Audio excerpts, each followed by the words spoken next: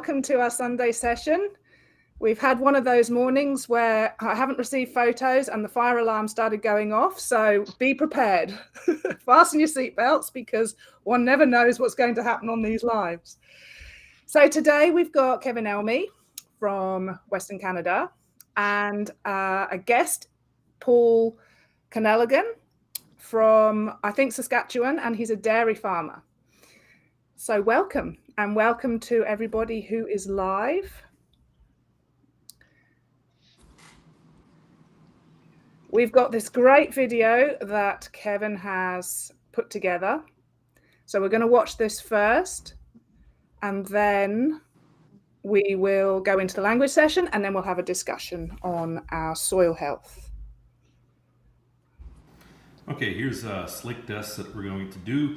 On the left is going to be from a field that has been perennial ryegrass, and on the right is a cultivated strip that receives lots of tillage. So we will put the soil samples in and we'll see what happens. So you can see the one on the right is slaking quite heavily. Not a lot of fungal growth in it, very highly bacterial soil. The one on the left has been reduced tillage, reduced nitrogen. We just have a more stable system.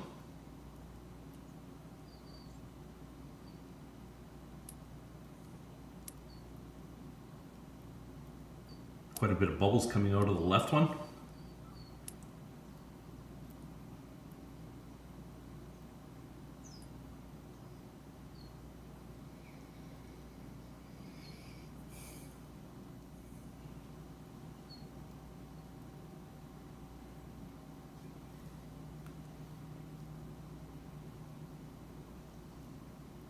What's really interesting is when we look at the top, you can see that the one on the left, very clear, lots of bubbles. This one looks slimy on top. So that is a lot of that carbon that's in those aggregates, they're getting released. Whereas over here, stable aggregates, that carbon is being locked up.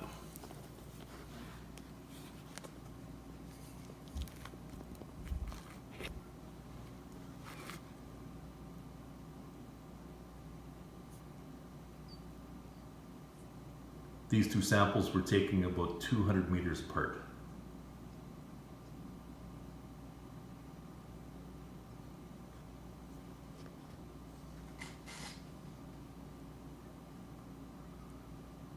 Which soil do you want to farm, the left or the right?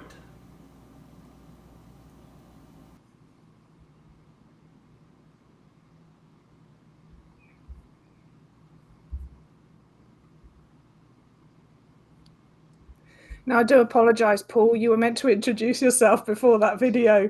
Oh. Anyway, so to everybody here, we've got Paul from Saskatchewan. He's a dairy farmer, and I just wanted to let Paul introduce himself because I will be learning as well because I've never met Paul before.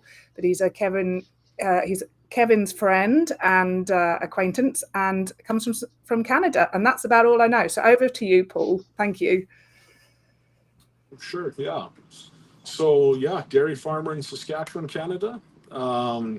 We started down this regenerative ag journey about 12 years ago, or 13, I guess. 2012 was our first kick at it. Met up with Kevin a couple years in. We were kind of doing some peas, oats, and barley to begin with, and just trying some stuff. And then the more we got into cover cropping, the more I kept hearing about Kevin Elmy. And so I originally started dealing with him on the seed side by getting seed from him, and he guided us through our regenerative ag journey from then till now. And we still I called him the other week for a quick session on what the plan was and that day. So yeah, we were very conventional, corn silage, barley silage, and alfalfa silage. That picture there is where we started. We started in 2010 to 11 getting a lot of rain for our area, and you can see all of those dark spots are water and sloughs or swales, I think they're called in Australia. So just sitting water, stagnant water. We had to farm around them, and inevitably we started farming these little islands. and we didn't get the full potential of the crop until 50 or 75 feet away from the water's edge. And by that time, we were just about to the next body of water. So we had to do something different than the conventional way of farming, and that's how we started down the regenerative ag path. The idea of multi-species blends, something always doing well, whether on the high stuff or the low stuff, and what we found is we could maximize our yield with something in those blends using all of the real estate. And so, yeah, it was very beneficial. I should say I did not, change to regenerative ag by any noble reason. I wish now I could say that, but it was purely forced. And we were very conventional. If you would have told me more synthetics or another pass of spraying when I came out of university, I would have had no problem with that. But now we look at things pretty differently. And so as a result, and there's a little bit of weather pattern changes. We have been drier for the last few years, but we went from the 4 quarters of land that we were farming, 12, 13 years ago. We were only doing about 120 acres on those 4 quarters. Now we farm all of it. So we're up to the 600, and we've just been able to get through the majority of the sloughs. There's in the spring, maybe we seed around a little bit of it, but come fall, we're swathing everything. So yeah, that's kind of in a nutshell what we've done and the journey we've taken. So just going back to, why did you say you were forced to do it then? For what reason, if you didn't choose to do it?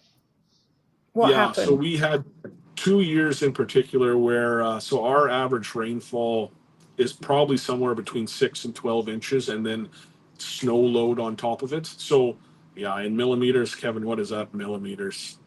It's so 12 inches would be 300. Okay, so that's typical for us.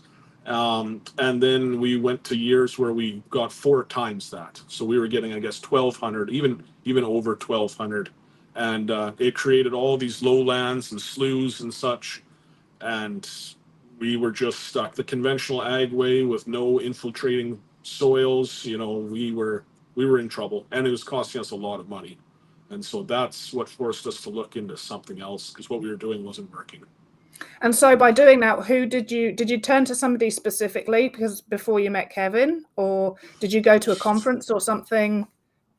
Yeah, honestly, it was between one cousin who was still, he runs our feedlot and our cow-calf operation at the home farm, and a professor. They were trying to get me to do oat silage, and I was rejecting oat silage because dairy cows can't milk on oat silage. I knew this because I went to university. That was my mentality.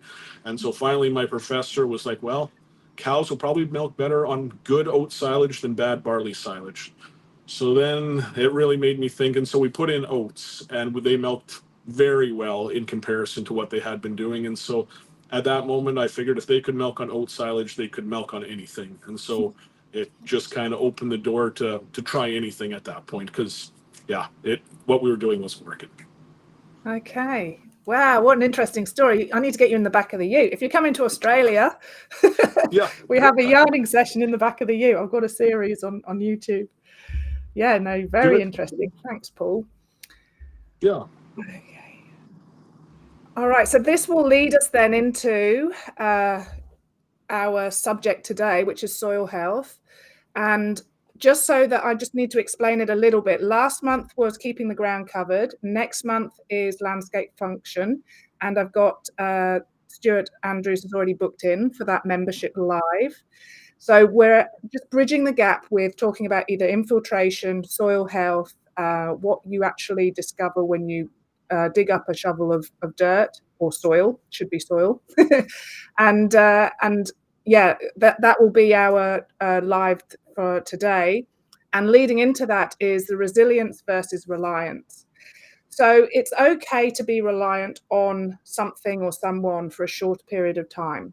So I just like this example because we've all done it before, is where we've got hurt for whatever reason and we've just taken to a load of beer or a bottle of rum or something, and we've drowned our sorrows. And then the following morning we've woken up and we've gone, ow, that hurts. Right, I just need to get on with my life and deal with this however you need to deal with it. It's when the reliance becomes long-term, it no longer then is beneficial to you. And as probably Paul and Kevin will know as farmers, when you are reliant on the synthetic fertilizers or the chemicals, it becomes an issue in the long term. So I did notice when I Googled this, the example, which I was quite shocked about, was the farmer's reliance on pesticides. And I thought, well, what we need to do is shift an example that's on Google about farming being reliant on pesticides away from that, and maybe say that farmers are reliant on multi-species. That would be much better and healthier in the long run.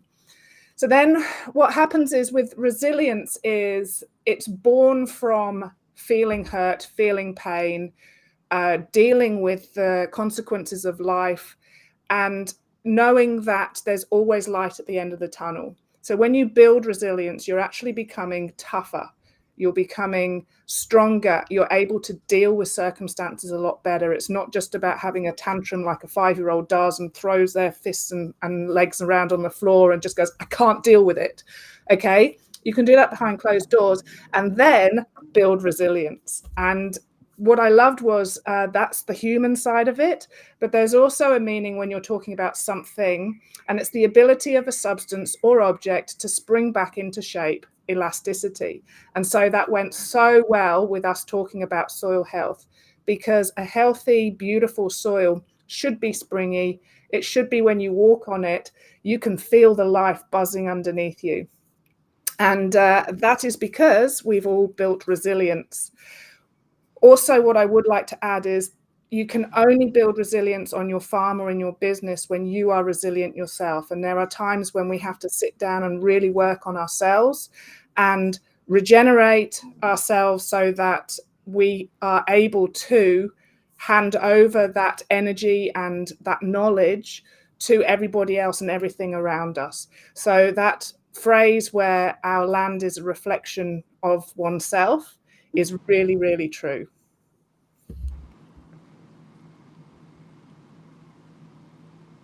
So, my first question, Kevin, is what does a shovel full of soil tell you? Well, I had a producer give me a call last week and saying, it's really dry. How deep do we seed? And I asked, the first question was, did you get the shovel out? And Paul said, the person said, no, I never. I'll send pictures in an hour or so. And that's that whole thing. Sometimes we get trapped in our old thinking, and we have to get reset to say, okay, so what are we actually dealing with? So we go out and we do some digging. That was about 5 years ago. I was out at Paul's, and it was must have been one of the first of the dry seasons where you were at 30 mils of rain during the whole growing season. That's 30. Wow. And he was concerned about compaction. So out with a shovel and started digging, and the top 15 centimeters of the soil, nice aggregated, but then there was that hard compacted layer underneath it. And look at that compaction. I said, okay. So we dug up the compacted layer, flipped it upside down, and I said, do you see what's coming through this? Some roots. And so that soil allowed roots to go through that compacted layer, and the soil was being fixed by the plants. And that's where Jay Fear's line of plants fix dirt nails it. So this is what we want to see. We want to see what the roots are doing. We want to see the aggregation. So if we have aggregation like this behind me here, we're well on our way. What does it smell like? What does it taste like? If you talk to Shorty Fensky, he would be out there, he'd be tasting it. So it's using our senses. It's looking at this and, oh, man, Paul, that looked familiar at all? Yeah. Do we have the aggregation? Do we have any blockiness? What do we see? And if I was a plant, would I be happy growing in that? So it's the smell, it's the views, it's the whole encompassing part of what's in that shovel. Do we see earthworms?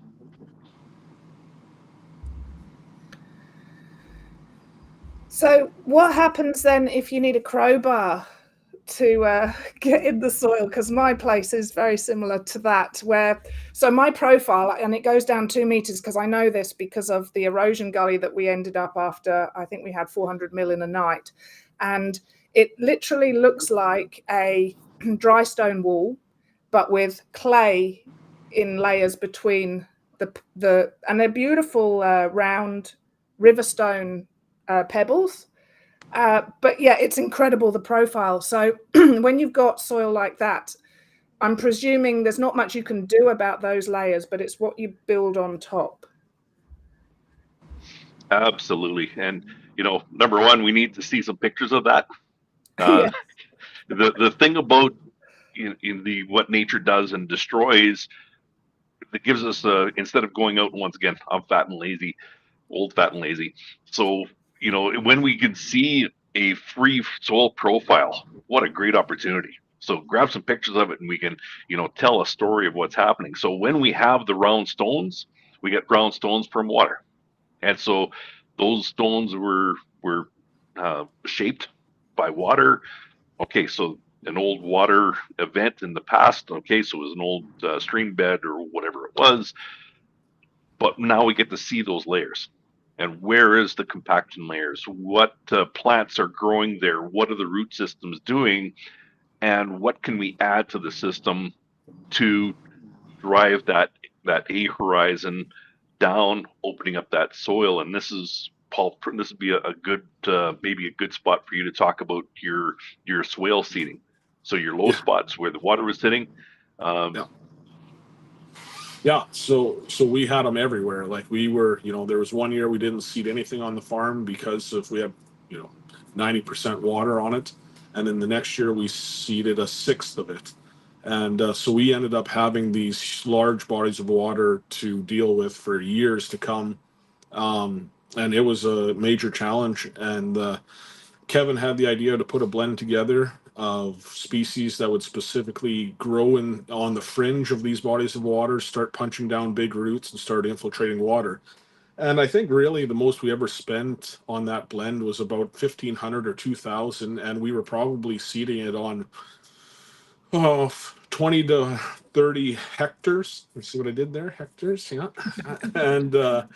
And so we shrunk those bodies of water extremely quickly, especially maybe in the neighboring lands weren't going down as quick, and we were getting across ours a lot faster and getting past the kind of thatch layers of these bodies of water have these perimeters that have vegetation like cattails and thistles that just kind of go rogue because it's too wet to get any kind of implement in there to manage. But it's the cheapest land we ever bought. Like we were shrinking up those bodies of water quick. Things were starting to cycle. And then through the polycropping, another thing that Kevin kind of drilled into me was we can't have the high areas flowing to these bodies of water. We got to start working just as hard on the rest of the land as these fringes. And so infiltrating on the parts that would traditionally flow downwards. And we got those right away. We started putting in, working with a program to have a weather station and soil probes so we could measure our infiltration rates. And they, luckily, I don't know if this was planned or not, but they had one of their probes on a neighboring piece just across the fence from us. And so we kind of got to cheat to compare the two. And he's a very conventional farmer. And that part, we probably learned more in those comparisons than anything else in those studies. And it was an extreme difference. And that was on hilltops. Both of those probes were on relatively higher areas. So yeah, it just getting that water to infiltrate and nutrient cycling, and it's all part of the bigger system, I guess. How did you then work on the higher ground? What did you do? Did you implement the mixed species? That's right. Yeah. So we went to no-till, which we hadn't been. So we went to no-till. We were doing multi-mixes. We do everything as forage, because we're a dairy, so there's no actual grain farming, so it's easy for us to implement the multi-species, and just trying to hit all of those soil health principles. So we dropped fertility cold turkey, which I don't know if I would necessarily recommend doing it just like that, but we did it, and we had a lot of manure to supplement that with, so it worked relatively well for us. But I don't know if I'd give that advice to everybody. So wait a minute, what do you mean by that? You drop fertility cold turkey. What do you normally do? I guess synthetic fertility. We dropped cold turkey. Oh, as in the fertilizer? Sorry. Yeah, I'm thinking about your dairy cows with their fertility. Right. Okay, so you dropped the nitrogen out there completely, immediately. And what did you replace it with? Yeah, a little bit of manure, but even now we don't use a whole bunch of our own manure anymore. We mostly spread it on neighbors' places because these multi-species crops allow us to fix our own nitrogen in a lot of cases. And every soil test we've ever done since 2012, usually we get to the nitrogen line and it says, especially phos. Phos is the worst, but nitrogen's up there and it's just red and it says stop. So like we've got lots in the soil profile without supplementing at the moment. So. Okay, so sorry, I'm just going to delve a bit deeper because I don't often meet anybody that's gone cold turkey. Just hitting those. Sorry, that wasn't called. That screwed us up there. That's okay. Carry on.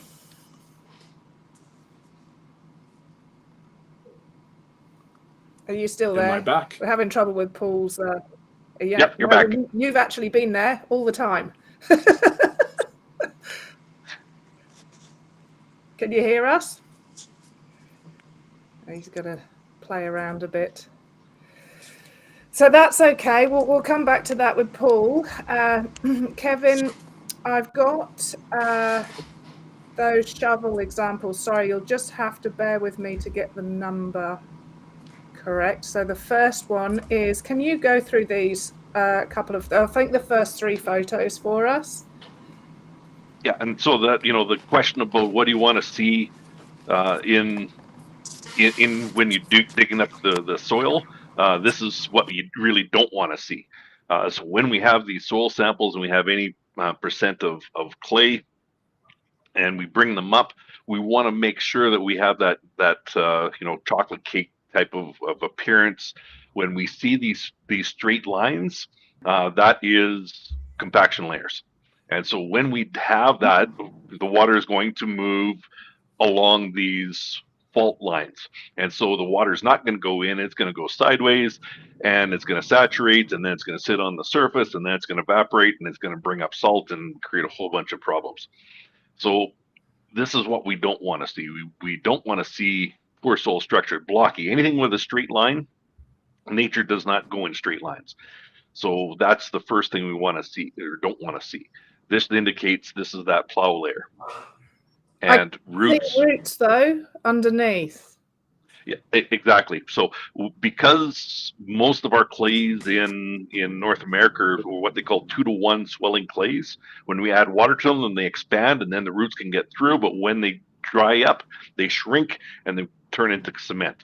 So if we have that continuous living root pushing through the soil and we get a wet event and the clay particles separate a little bit, that root can sneak through it. When it dries up, it then shrinks and compacts. But if the root's through there, it's going to stop it from, completely sealing off. So that's a really important part of why we want to have a plant in the vegetative stage for as many days as we can. We want to continuously. To fix this issue, would you go in with machinery to start with? So, and this is that whole, what is the strategy to do to fix this? If you go in and do tillage, Christine Jones says if you do tillage, you have to come in with carbon. And whether you're putting down lucerne pellets, you're putting down some humates, some fish, or plants, we have to be able to break up the damage that's there and then give it conditions to heal itself. So if we go in, do tillage, absolutely, it's a great tool. It's going to speed the process up if we can go in and help the healing process.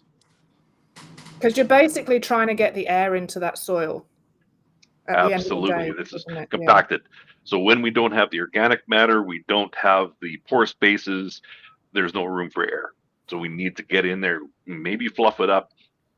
And we can do it either with tillage, or we can do it with animals. We can do it with plants. What system are you able to implement? Okay, so moving on to this one.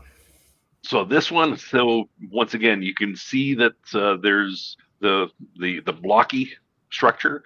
It's still straight lines, so that this means, okay, we need to get out there and we need to break those blocks into smaller pieces so we get better root structure.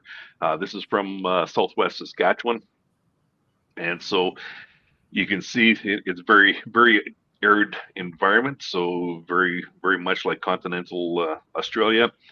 A little more clay, but you can see that there's definitely some issues there of all the plating. So when the water hits, where can it go?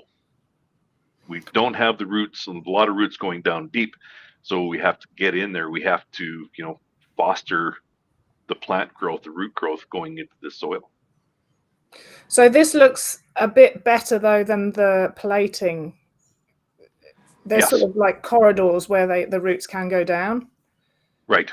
But even then, when we start digging up roots, so when I said, what do I want to see in a shovelful of soil, is I'm going to be looking at those root structures. And if those root structures going down and then all of a sudden they go straight sideways, okay, that's where our level of compaction is. And then if it shoots down quickly, that is one of these blocky aggregates.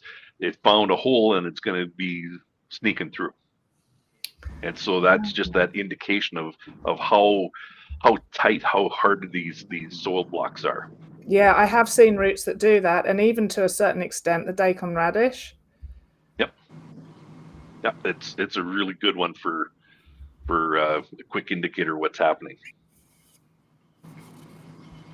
And then this one's the photo. We have got a video, but I thought if you just sort of explain what this is, what we're looking at. So it kind of blew my mind when I heard about in Western Australia these non-wetting sands. I don't know, are they in the east also? Oh, we can have non-wetting soils. Yeah, we don't have the sand like that. Okay, yeah. So this is like beach sand, and once again, Christine Jones was saying about how she's always amazed when she goes up to WA that they can grow anything, never mind something. So it's interesting. So this soil, you pick it up and you hold it in your hand, and it runs through your fingers just like beach sand.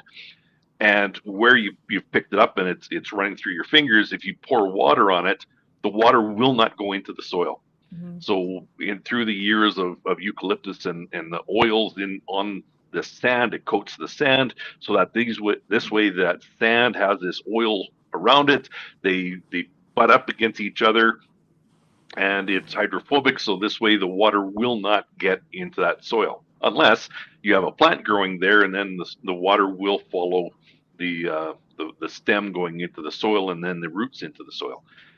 But it was really interesting where, once again, how do you fix that? Well, if we get some soil aggregates and get those clay particles farther apart, now we have the spaces, even though there's eucalyptus oil, which is going to stop the water going in here. But if we can create a stable pore between them, now we can get the water going in. Now we can get plants growing. We get the biology living.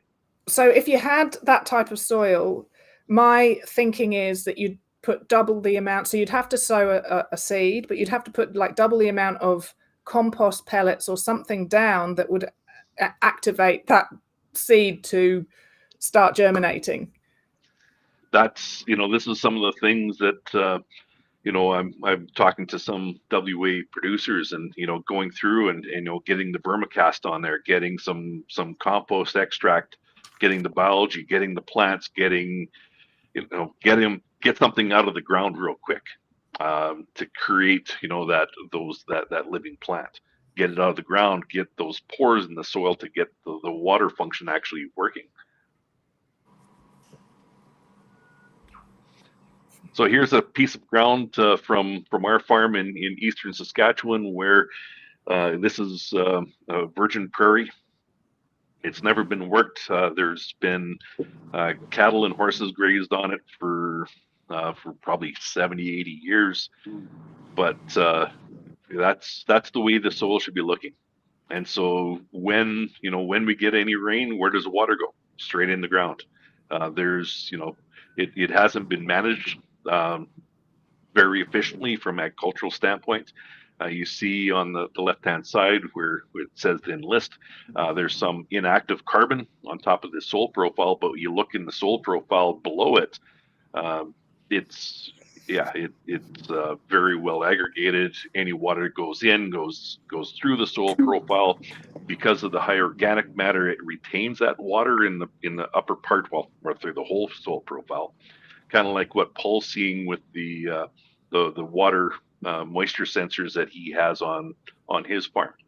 The neighbor has a little bit of moisture in the top 30 centimeters of his soil profile. Paul, you're going down about a meter with those sensors. Yep, that's right. And so what, you had about 3 times the amount of stored water in yours versus the neighbors? Yep. 2 years ago when it was really dry, we had 3x. And then one we had been dry all year, and then over I think a 2-day period, we got a really slow, like your ideal rain. This is that thing I was talking about that really opened our eyes. We ended up with 1.2 or 1.8 inches. So I'm not sure, Kevin, what that's just under 5, but 50 mils. Yeah. Okay. And so we watched ours, and we captured 1.65 of 1.8. Wow. And the neighbor across the fence, and I mean like the 2 probes were 100 meters from each other. He captured 1/10.5. So essentially what I didn't catch was all that he captured, and the rest of it ran off. And so it was interesting because it was right during the peak harvest time, and everybody was shut down for a week. It shut everybody down for a week, and everybody's in the coffee shop saying, well, I guess it's good. It'll be here for next spring. It'll be here for next spring. And we're looking at these probes being like, nope, like you guys lost it, like it's not going to be there next spring, which that rainfall event, like I did not expect to see that at all.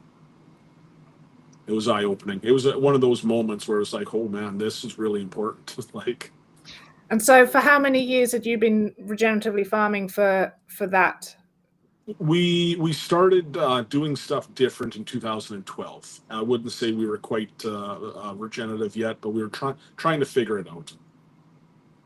Yeah, probably and met so up with Kevin. I'm sorry, when was that rain event then? Oh, what, Kevin? 2 falls ago, 3 falls ago? 3, something like that. Yeah. Was that 2 years Fairly ago? Yeah. Okay, so we're looking at 2023. Okay, so that's over 10 years. Yeah, I know. So when I say regenerative, the transitional, as in you're just making things better, continually improving. Okay, that's really interesting. So were you able to get on your farm straight away, whereas everybody else was having a week off? Yeah, we were actually done already. We were done silaging and everything, but you can see it. Like we've got a lot of litter on top. The moisture goes away or goes in very quickly. We can be out there we can be out there very quickly usually. Yeah. And out of the presentation that Kevin was just talking about, what did your soils look like that at any stage, like at the very, very beginning? Were they plating or blocking?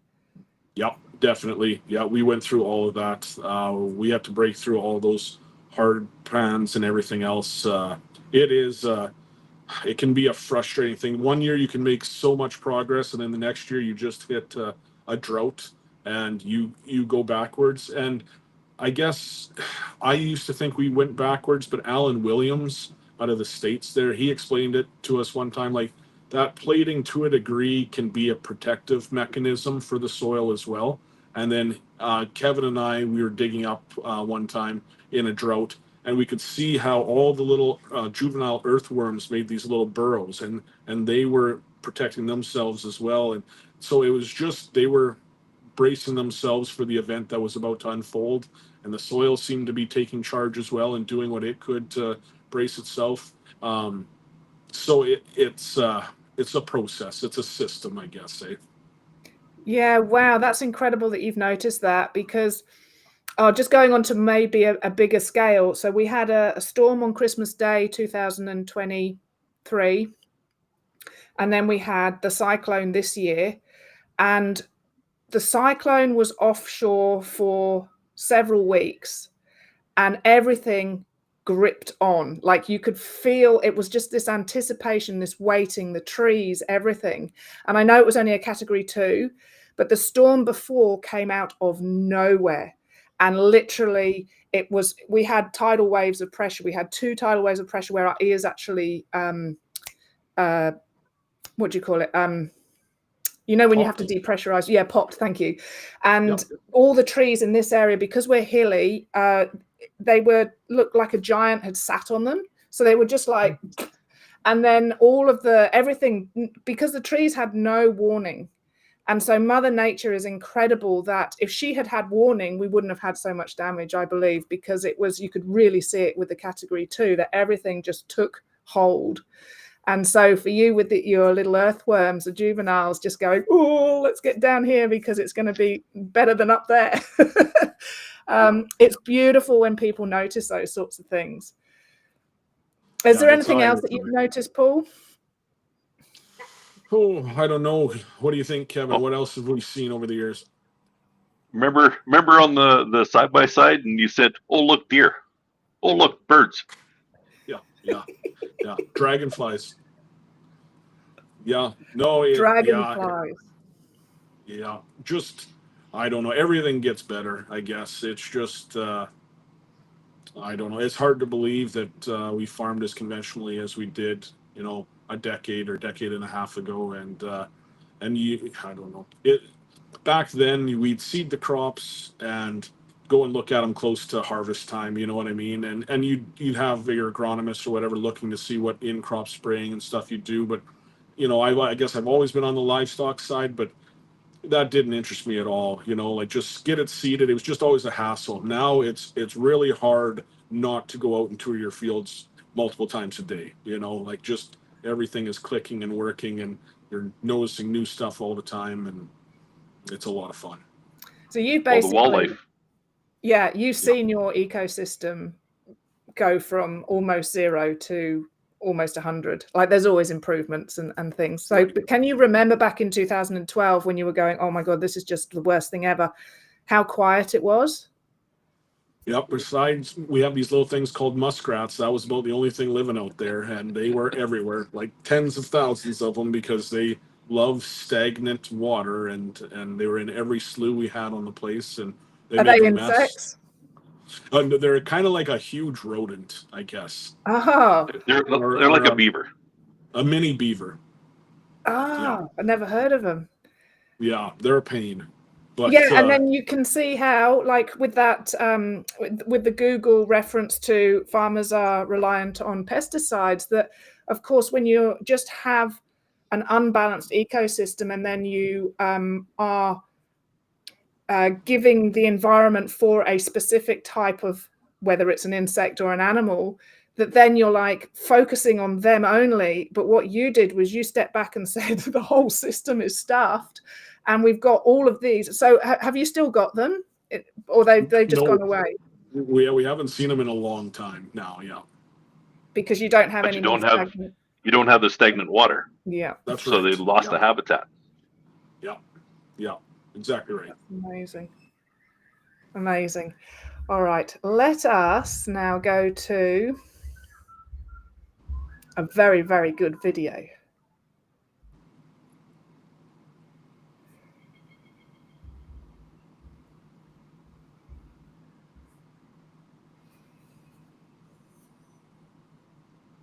We might watch this a couple of times, and then Kevin, you can talk us through where we are and what we're watching.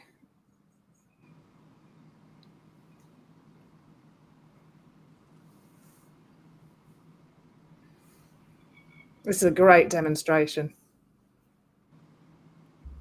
All right, and I like it.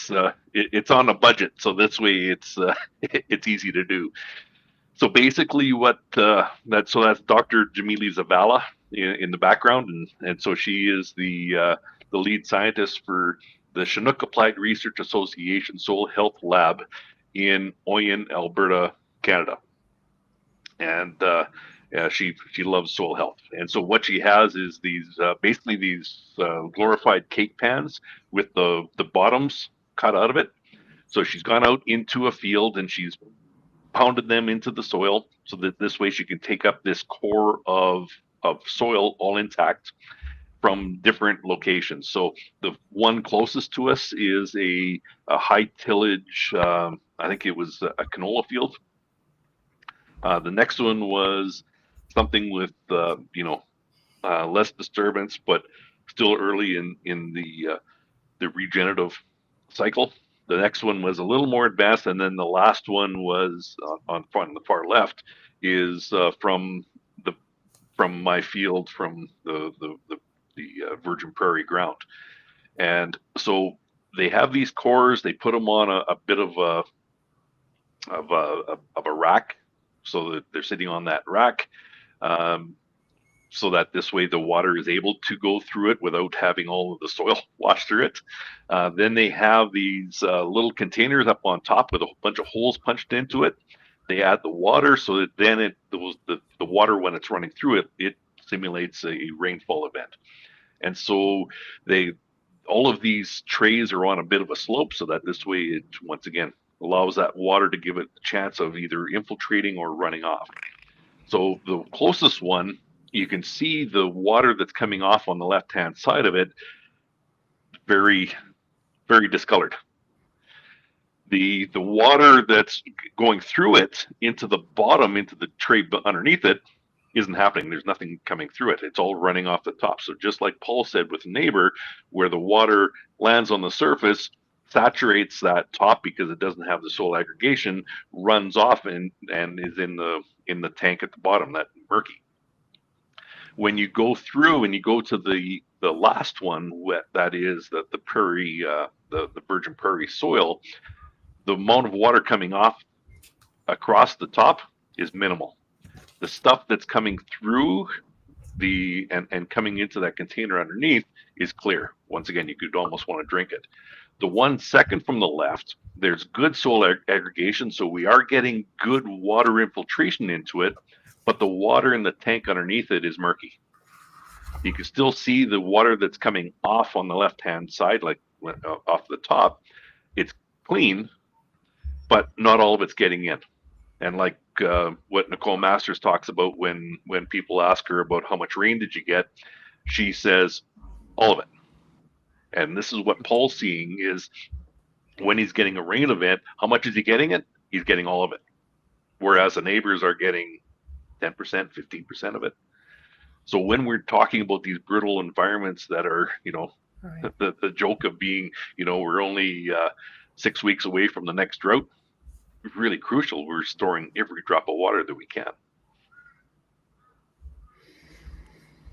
So just to clarify, that one that's the on the far left, the never tilled soil, that was there actual runoff there? There was a little bit, but it was clear. What came over was clear.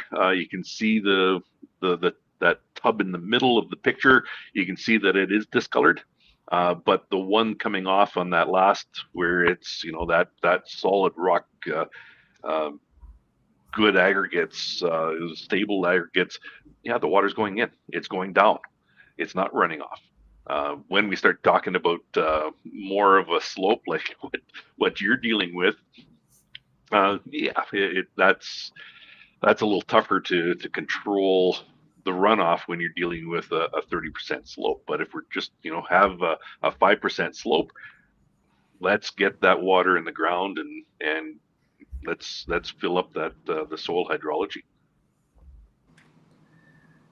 There was something that Russell mentioned to me after our last live, and he said, Tamzin, what is your definition of bare fallow? And so I just thought I'd bring this up because my definition is absolutely nothing living in the paddock. So they could be stubble, but I would still classify that as bare fallow. Do you have an interpretation on that, Kevin? Do you have like different stages of bare fallow? Yeah.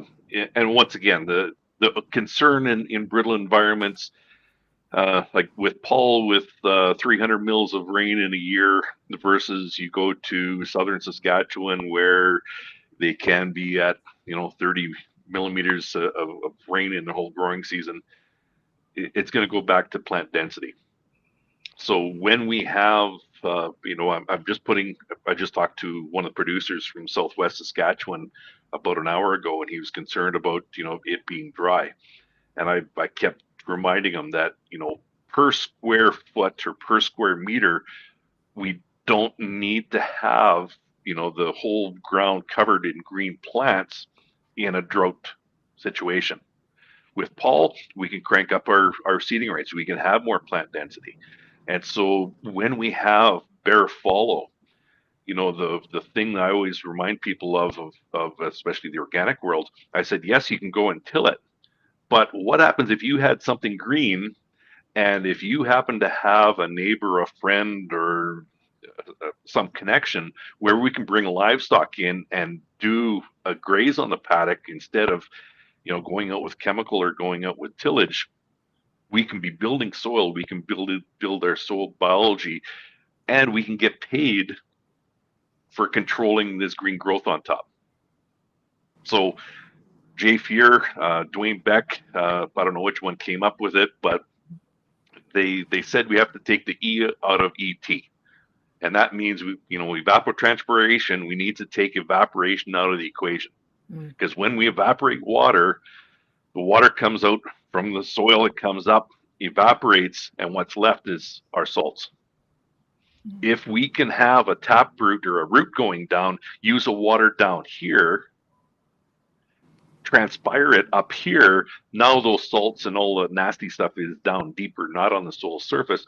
Now we can actually start getting that aerobic zone going. We can get our soil biology functioning. We can create something. We have the root exudates. We have a functioning system.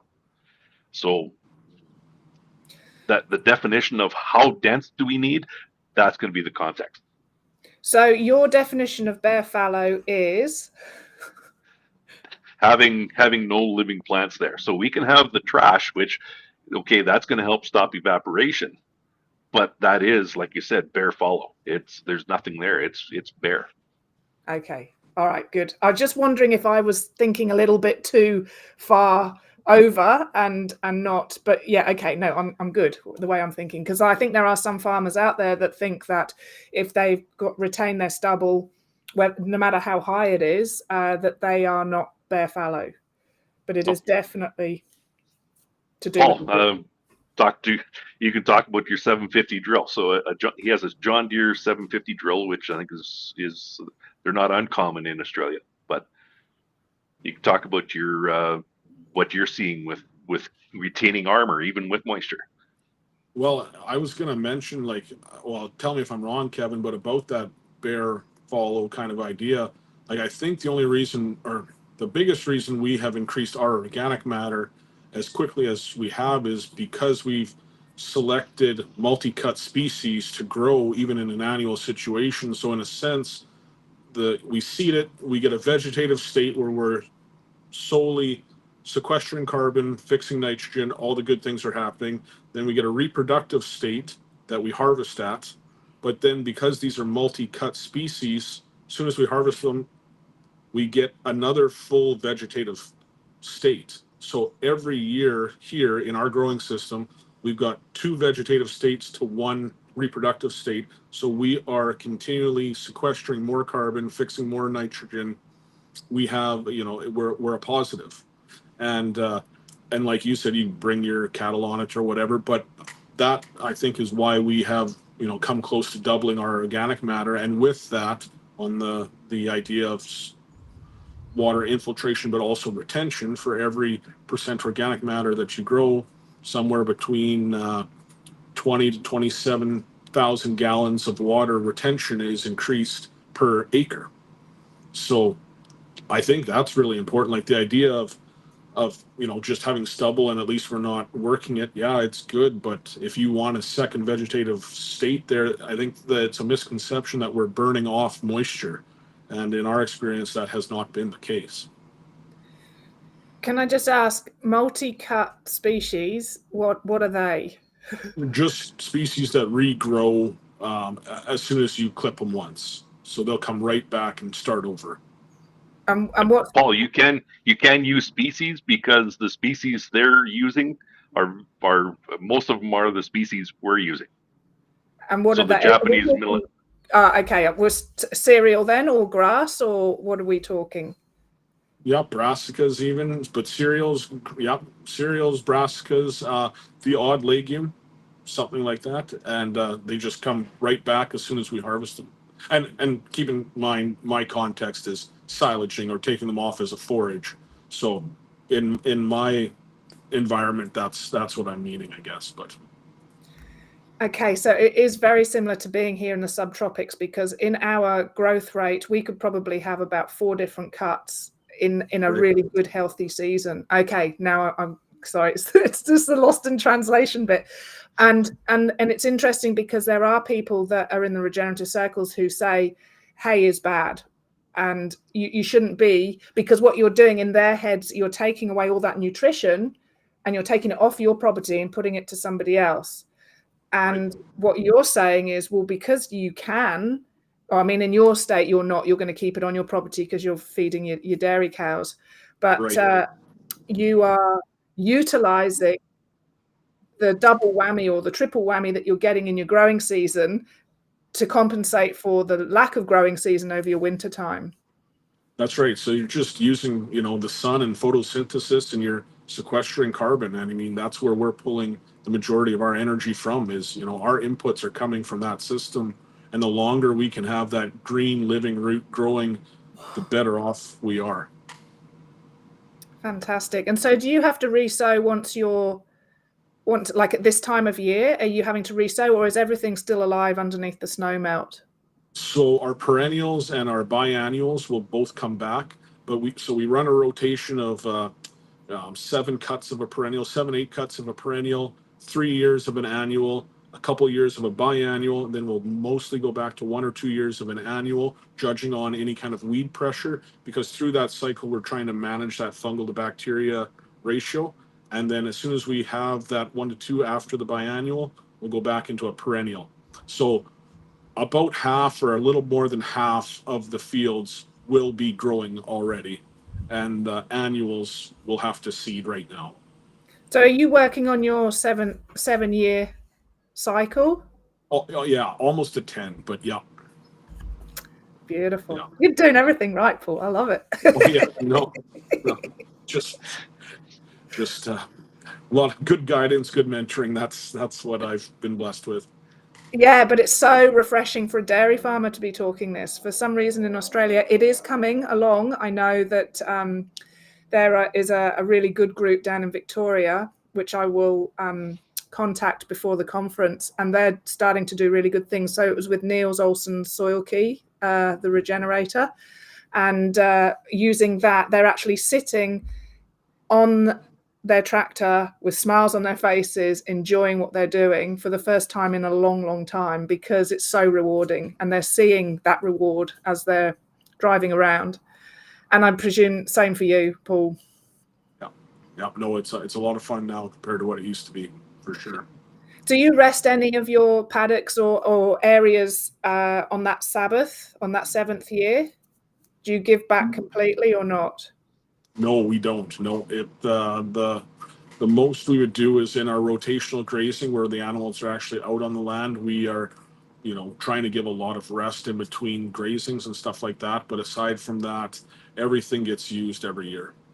Because, Kevin, it would be interesting. I think the Sabbath is like if you're really sort of maybe not flogging your country, but working it pretty hard.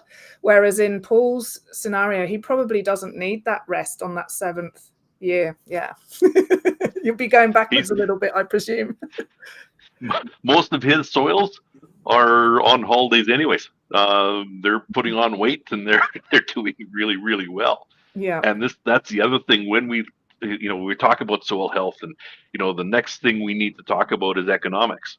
And Paul, you can correct me if I'm wrong, but basically when we first started working on going from conventional dairy to regenerative, what'd you do? Drop your cost per cow back by 60%, 70% per cow per day? Yeah, for sure, 60. And I mean, we've just continued to hone that in. I mean, it's yeah, you get so stuck on yield, right? Whether it's crops or milk or whatever it is, it's yield, and it's not a profit metric that you should be looking at. So it's the cost of a kg of butter fat, you know what I mean, or the cost you have to be looking at that side of things. And yeah, we had great yields, but we were just about going under, because of it. And that's no fun, and it's not long-term thinking.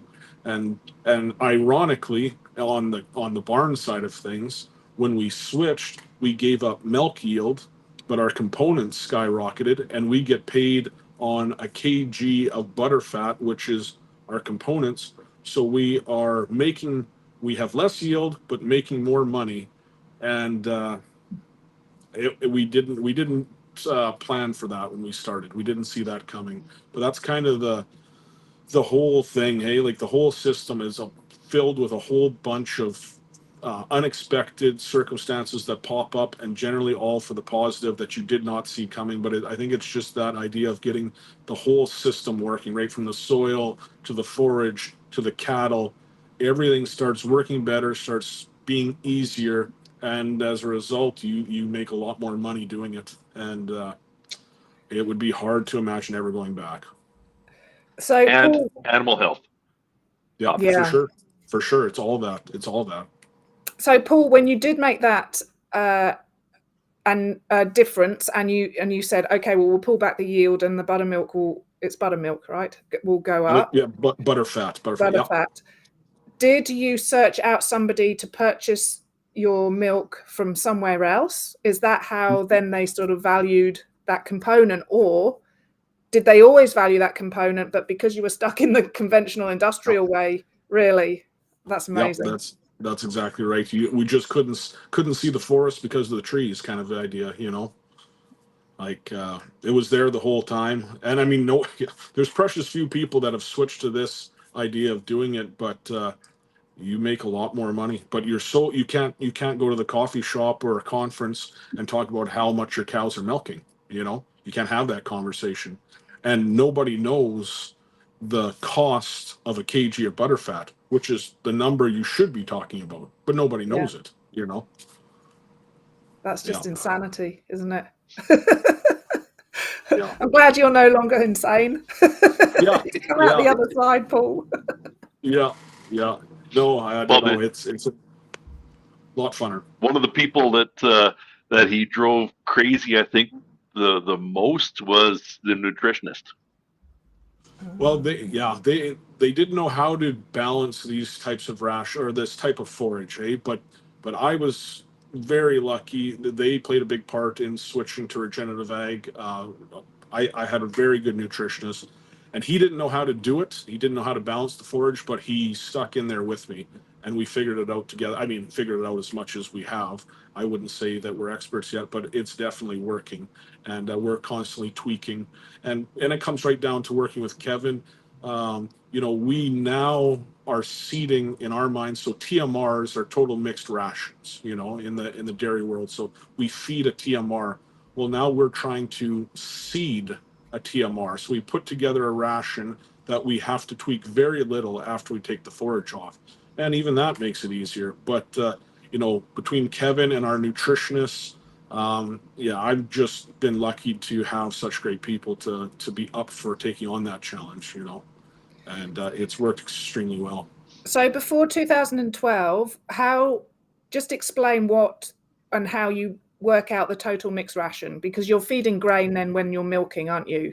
Yeah, so like we would grow corn, barley, and alfalfa, and usually have a corn failure because we're in northern Saskatchewan, where in my opinion, shouldn't grow corn for the amount of power you need to feed a dairy animal.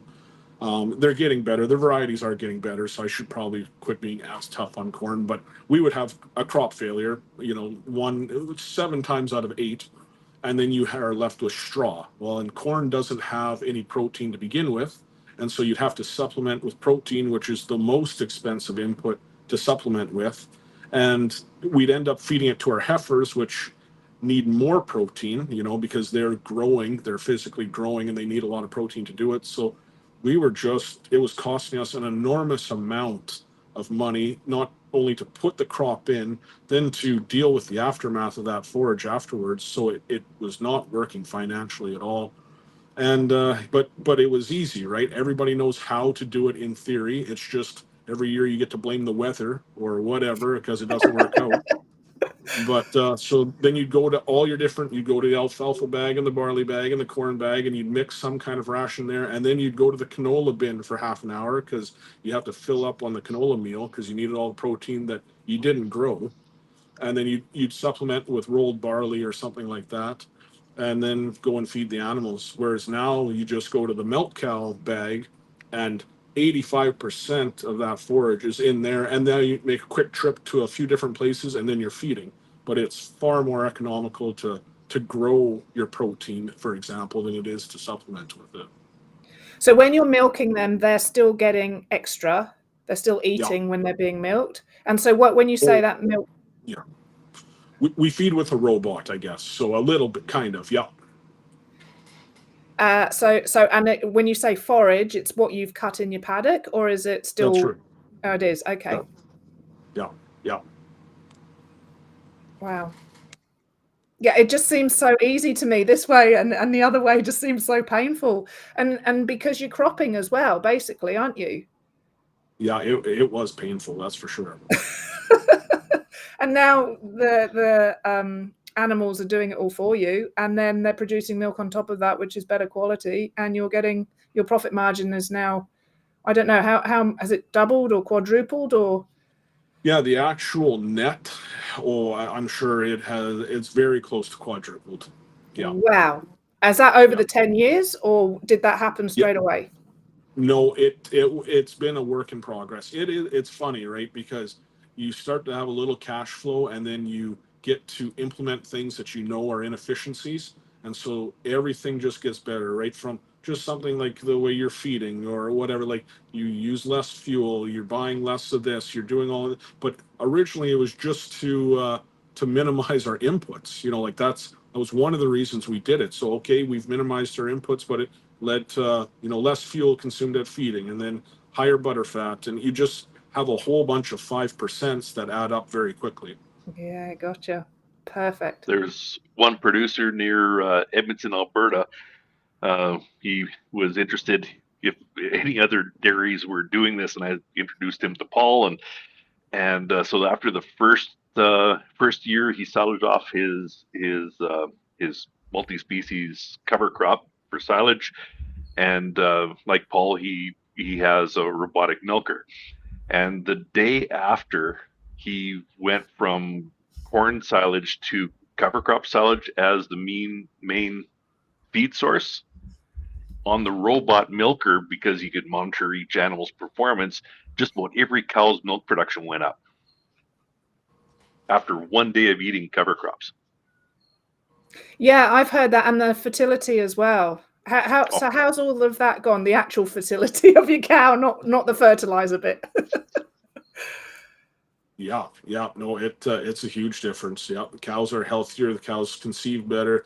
It's our preg rates are up. Like we have too many animals. Like our inventory, that's another thing that we didn't see coming. Like we have more inventory than we know what to do with. So we started a direct sales business for meat, and that's an entire thing. And then COVID hit, and this whole movement started. We'll buy from farmers. Every single animal that leaves this place goes directly from us to a consumer. We don't go to the packing plants anymore or anything, and we have more inventory than we've ever had before. Like it's just a snowball effect. You get the program started, and the rest takes care of itself. Unintended, like we did not plan for this in the beginning. When we needed to grow something close to the water's edge is really how we started this whole thing. So what did you do with the male cows all those years ago? Yeah, we would still feed them up and finish them out, and then they get sent a province over. So they take an 8-hour bus ride down to the packing plant, and they get killed there. And so we've always done that. We came from a big cow-calf feedlot kind of home farm. And so we had always done that with our male bull calves in the dairy. So we kept that, but now everything gets sold right out. We have walk-in freezers and stuff like that on farm, and everything gets sold out of that. So have you employed, I don't know what you call it, because they're not butchers, are they? Do you kill your own, or it's on farm? It's not on our farm, so we work with a guy about 45 minutes away. So every week we take animals to him. So I take live animals in a trailer, and I've got a trailer with a front compartment that traditionally would be used for like tack and saddles for Western. And I load up frozen boxes of meat, and I bring 2 weeks old animals back with me that have hung for 2 weeks. They've cut them up. I bring them back to our place. We put them in a walk-in freezer, and they go out from there. Perfect. So every week we've got a revolving supply. Yeah, I just love it. It's closed loop economics. It's just beautiful. Yeah. Do have a question, Paul. How do you seed? Where is it? How do you seed your annuals? Direct seeding? Yeah, it is. So we've got a disc drill, a single disc opener, 750, or it says ours is 752, and so we go right through the residue and try to mimic that no-till situation. So it's a box drill, single disc, very, very low disturbance. And so there's you don't own a discer or a plow or a cultivator. It's just straight into the residue. And did you use the same thing at the very beginning when you had the plating and the blocking? No. So as an aside, I grew up in a town. It's about 50 minutes from here. That has, I would say, Canada's biggest manufacturer for not tillage equipment, but seeding equipment. And they know what Bourgault is, so you could say Bourgault. Right, Bourgault. So Bourgault, like my hometown, is the hometown of Bourgault. And so that's right. Yeah, I never thought of that. So my brother, in grade 11, they take you on a tour. It's a big thing in our town. So in grade 11, you go on a tour of Bourgault. I went through it, and I came home and I said, I will never work there. My brother went through it the next year. He came home and said, I'm going to go to university, become an engineer, and I'm going to do R&D at that plant. And he did. So we used Bourgault equipment since the day Bourgault opened. That we've always used that. And my brother's R&D there. And when I decided we had to go direct seeding and no-till, I switched to this little box drill from a Bourgault without telling my brother. And Christmas was rough that year. Christmas was rough. Yeah. But we got over it, and he became a good sport about it, and he thought that they didn't have a drill that could leave the kind of finish that this little drill was leaving. So he recognized what it could do, and he's one of my biggest advocates now, and he's seen what it's done to this farm, and just the improvement of mostly the financials is what he cares about, how everything's working smoother. And he doesn't maybe necessarily know everything, but he thinks it's a good thing. And obviously then, with that in mind, I've just thought of a question about, did you find that you had to build resilience from that date of 2012? Have you had to become more resilient because of people saying things, or did you just ignore them anyway? It didn't matter. Well, again, a unique situation. So I only moved to this farm 15 or 16, 2010, the spring of 2010. And that's when everything was raining and it was unbelievable. And so I didn't know anybody anyway. So when we changed our practices, nobody knew me and I didn't know anybody. So I just kept going. But one of the things I will say is we've got a big peer network, both in a WhatsApp group, but we call it Sunday Soils. We meet every Sunday evening, and we usually bring on guest speakers. And there's a big group of us now that pulls both out of Canada and the States. 30 of us that are very tight. We see each other regularly, and you just kind of get lost in that world and that mindset, and everyone thinks the same way, and we talk the same language. We talk about this last week is about what our bricks have been in the new grass coming up, and you forget that your neighbors, your physical neighbors, don't think like that. And so it's almost a shock when you have a conversation locally. It's like, oh yeah, I have to adjust the way I'm speaking because, but Yes. yeah, in the day to day, it's been very easy with this, advancements in technology. Like we've got a very solid group, and it's helped us get ahead so much faster because we attend similar conferences and things like that. And you don't have to remember everything. Something's resonating with each of us differently. And then when one of us brings a problem to the group, somebody's like, oh, this person said that at this conference, and everyone kind of remembers it. They're like, oh, that makes sense. And you can go ahead and implement it. So it's just such a leg up to have that peer group. It's invaluable that and Kevin's a part of it, and then to have some mentors in there as well. I don't know how you put a value on it, but it's been a good Yeah, that is invaluable. Yeah, and well done to you guys for forming that group. So Kevin, when you first started down the line, did you train in a true agronomic, or whatever you want to call it, setting? I don't know what you call it.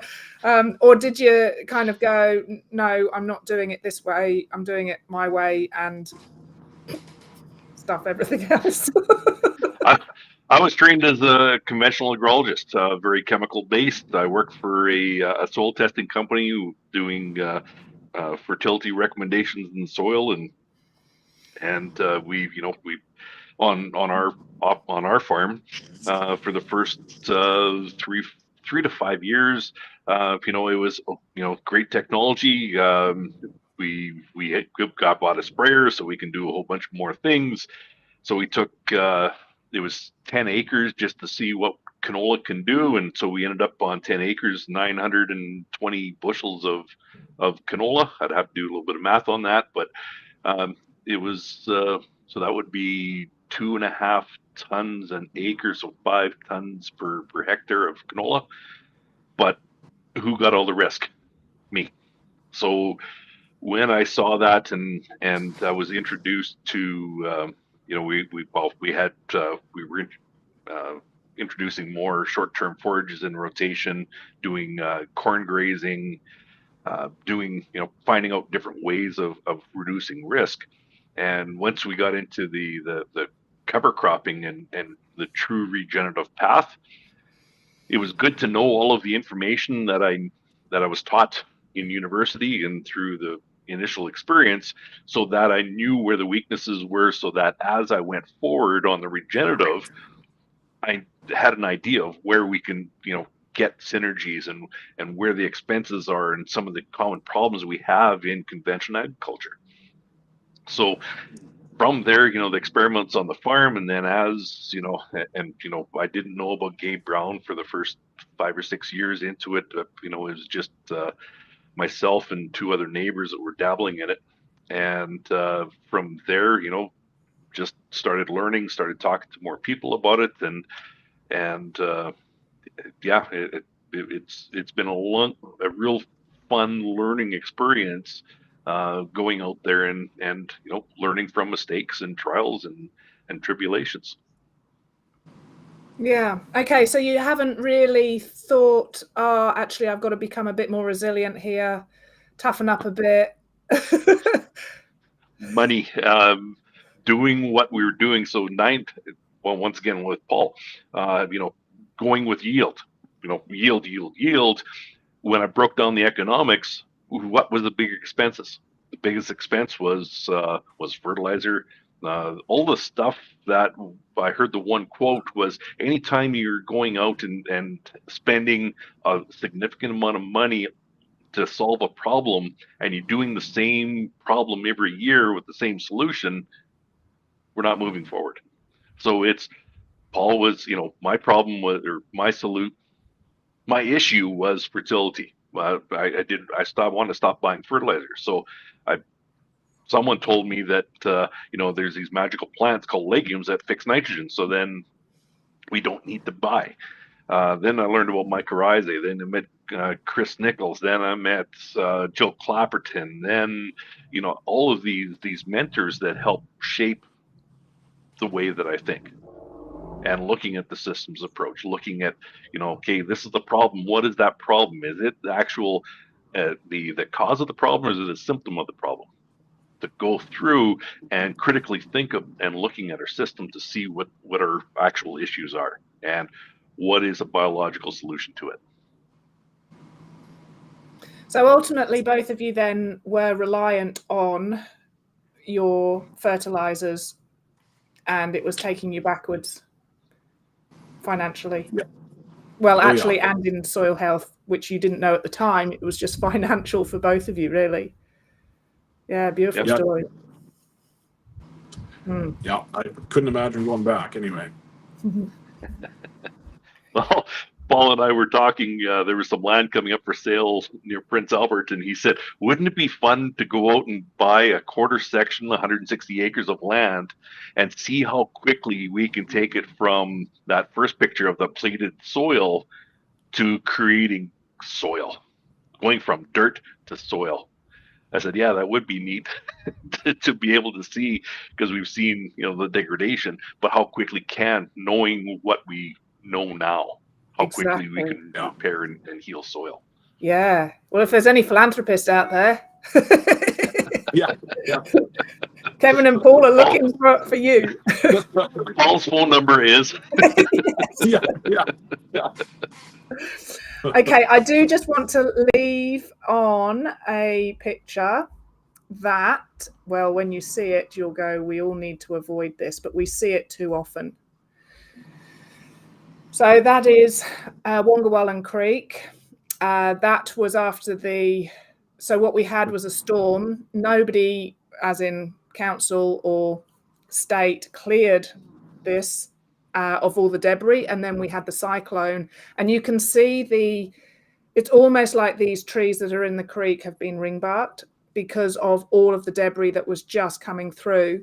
And what I noticed was we can have up to 800 mil in an evening, or say over 24 hours, which you guys would be just like, wow, that's just incredible. So in 2022, just to put this into perspective, between January and May, we had 3 meters of rain. See, that's a translation thing again. I don't understand what the words coming out of your mouth anymore. It's like inches, but bigger. Oh, man. Well, no, just the idea of it is just, it doesn't compute. You know what I mean? That's 10 years. Well, it's more than 10 years worth of rain. Exactly, when you put it into that formation, yeah. But you can see the color of this water, unfortunately. And upstream, we've got, actually, this is from Kevin, but we've got what looks like this housing estates being built, and level 1 compaction is making a real problem for us because that creek used to handle 800 mil a night or over a 24-hour period, and it is now that it's breaking its banks at about 200 mil because we were dairy farm and cattle all the way up through this valley, and of course council wanted to earn some money. It's all to do with money at the end of the day. So level 1 compaction, you've got tin roofs, you've got drains, you've got concrete. And this was just an image. I'm not sure where it is, but Kevin sent it to me, and that was on 50 mil of rain. And you can see what happens when your soil has no aggregates and no proper foundations or formation, and there's no air between it. Because level 1 compaction is they take all the air out of it and they kind of vibrate it and roll it so that it's compressed. Obviously, we need that for roads, and we do need it for our foundations of our properties. But there's no forethought to what's going to happen downstream to our creeks. And that water. We've got platypus, we've got fish, we've got everything in that creek. They're still fine, they're still alive, but the shift of the formation of that creek is phenomenal. It used to be 1 meter deep there, and it's now about, 10 centimeters because of the force, the volume of the water flowing from upstream has just filled all this in. So this is why regenerative farming is so important, and there are consequences to our actions, of course. If we're going to build these housing estates, well, let's have less houses. Let's have bigger infiltration. We need the green spaces, and then that's the question that that the one person asked was, "Are you willing to drink the water that's coming off your land?" And so going back to that infiltration test, on the left side, that looks like clean water. Okay, so that's going to be filtered. The one on the right, when it's slaking and falling apart and it's all muddy, well, that's where that soil looks like. The waterway that you showed. We need to have, whether it's fill and spill topography so that we can slow the water down. We need the infiltration. We need the green spaces. We need to bring functionality back to our landscape, which leads us well into our next talk. Beautiful.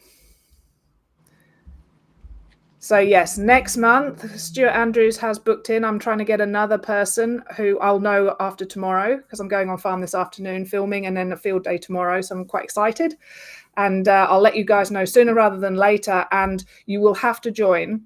And joining, I was wondering whether to say this or not, but I'm surprised that people haven't worked out yet. After, say, 4 months of videos and lives, maybe join. And then you've got 4 months supply for $40. And then you do it for a couple of months and then sign off, and then allow me to build up my video library again and the lives, and join again. And then you're getting full videos, proper demonstrations, more in-depth conversations with Kevin live. Ask your questions, and Paul's definitely going to come back on. I've got another dairy farmer, actually. You and him with Chris would really get on well. And yeah, very similar. I don't know about the whole reason why you joined, but his multi-species, got sunflowers. His jerseys are just beautiful. He's on floodplain as well, and his soil just bounces back. So yeah, Very cool. Bring it on, the membership, hey? Excellent. So thank you so much, Paul, for joining us. Thank you, Kevin, as always. And we are going to sign off now, unless anybody's got anything else that they want to add. There was the one question on the tips of repairing backyards eroded by dogs. And dogs, if they're bored and they start digging, it's tough. It's just basically, cutting the grass a little taller, letting those roots get a little deeper, maybe getting some tap roots in there. But those dogs, when they get bored, they get destructive in a hurry. So it's a bit of a challenge with pets. Yeah, I wasn't sure if that was a serious question or not. And then I was thinking, maybe wild dogs, or I was trying to work that out. That's why I didn't bring it up, Noah. Sorry. And then I just thought, plant some multi-species to protect your soil, and then maybe a little play area where they can swing off things and just make it more interesting for them, so that they're not digging. If you have kind of a soil, like a garden, a raised garden area, and fill it full of sand, and then let the dogs dig in there, and they can make a much mess in there. That's right. Just keep filling it up every now and again. That's a good idea. All right. Thank you, everybody. We will see you in 2 weeks' time.